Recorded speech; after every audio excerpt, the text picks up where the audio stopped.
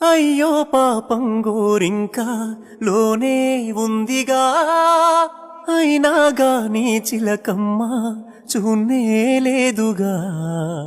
ఆసే నీరై కన్నీరై ఏరై పారినా, ఆరాధించే గుండెల్లో ప్రేమే మారునా.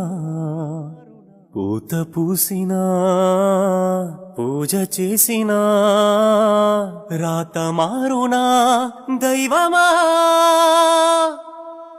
అనగనగనగా ఒక ఊళ్ళో ఉందో గోరింక, తన వెనకే తిరిగే చిలకంటే ఎంతో ప్రేమంట.